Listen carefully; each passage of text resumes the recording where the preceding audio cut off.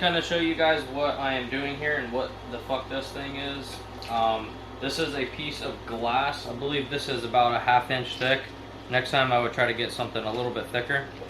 And I just put these, I just put some sandpaper on the bottom of it, and just like this. These are, the piece of glass is a very nice flat surface. You know, it's true flat. So you can use this for like resurfacing your head or your block or whatever you want to do. It's a very proven method, so that's what I'm going to do. And I don't want to wait 6 more months at the machine shop like I did with the KA, so.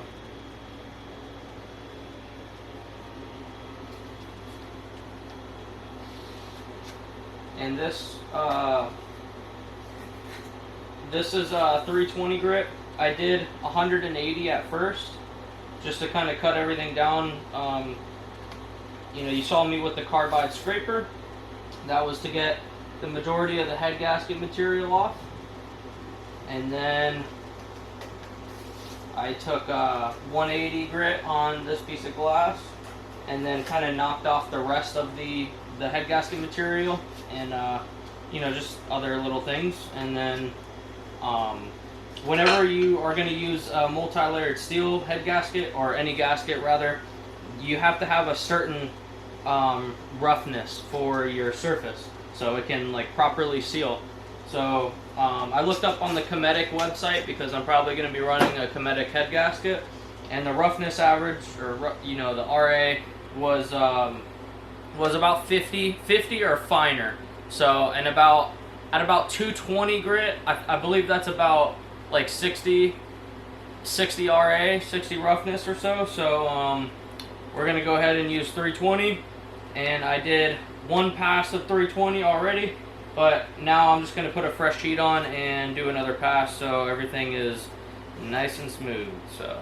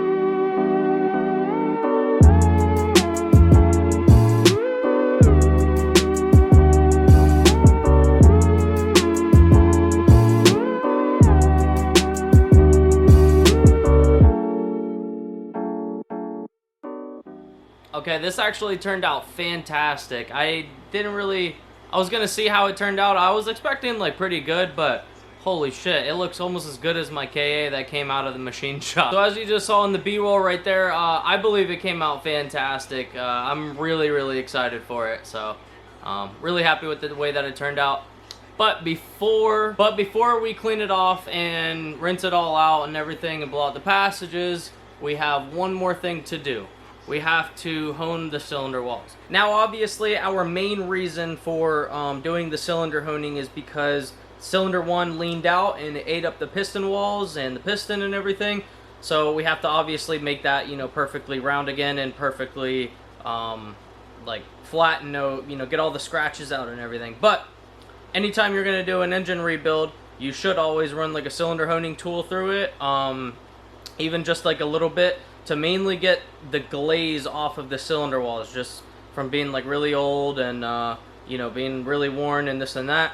You get the glaze off, and then you get your cross hatching back like perfectly, and to ensure like your piston rings are gonna seal absolutely flawlessly. But yeah, I bought this gear wrench cylinder honing tool. Got this guy right here. So never did this before, but watched some YouTube videos, so I should be an expert by now. So let's give it a shot right now and see if we can't fuck it up.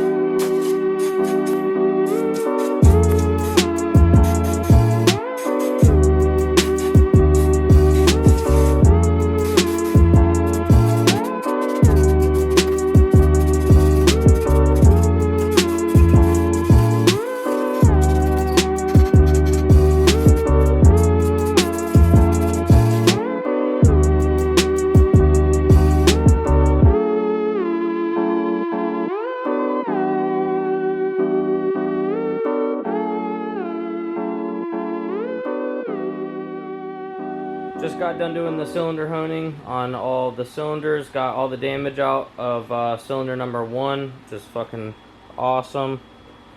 You can't see too good, like with the flashlight and stuff.